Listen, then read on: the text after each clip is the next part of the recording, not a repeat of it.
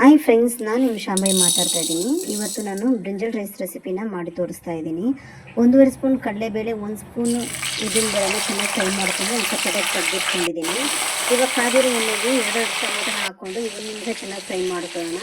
ಇವಾಗ ಹಚ್ಕೊಂಡಿರೋ ಬದನೆಕಾಯಿನೂ ಹಾಕ್ಕೊಳ್ತಾ ಇದ್ದೀನಿ. ನಾನು ತುಂಬ ಚಿಕ್ಕದಾಗಿ ಹಚ್ಕೊಂಡಿಲ್ಲ, ಸ್ಮ್ಯಾಶ್ ಆಗಿಬಿಡುತ್ತೆ. ಅದಕ್ಕೆ ಸ್ವಲ್ಪ ದೊಡ್ಡದಾಗಿ ಹಾಕೊಂಡಿದ್ದೀನಿ.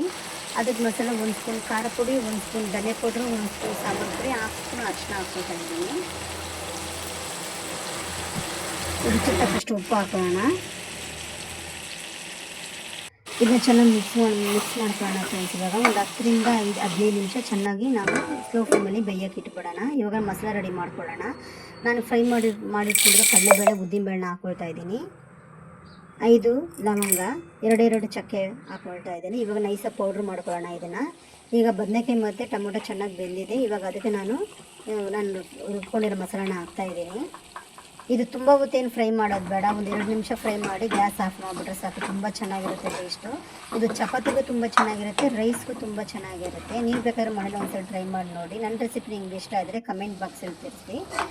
ನಾನು ಸ್ವಲ್ಪ ಅಷ್ಟು ಬದನೆಕಾಯಿ ಗೊಜ್ಜನ ಸಪ್ರೇಟಾಗಿ ತೆಗೆದಿಟ್ಕೊಂಡ್ಬಿಟ್ಟಿದ್ದೀನಿ. ಈಗ ನಮ್ಮ ಹಸ್ಬೆಂಡ್ಗೆ ಎಷ್ಟು ಬೇಕೋ ಅಷ್ಟು ಮಾತ್ರ ಕಲಿಸ್ತಾ ಇದ್ದೀನಿ. ರೆಸಿಪಿ ಮಾತ್ರ ತುಂಬ ಚೆನ್ನಾಗಿ ಬಂದಿದೆ ಫ್ರೆಂಡ್ಸ್. ನನ್ನ ವಿಡಿಯೋ ನಿಮ್ಗೆ ಇಷ್ಟ ಆಗಿದರೆ ಶೇರ್ ಮಾಡಿ, ಕಮೆಂಟ್ ಮಾಡಿ, ಲೈಕ್ ಮಾಡಿ. ನೀವು ಒಂದ್ಸರಿ ಮನೇಲಿ ಟ್ರೈ ಮಾಡಿ ನೋಡಿ. Thank you. Bye bye.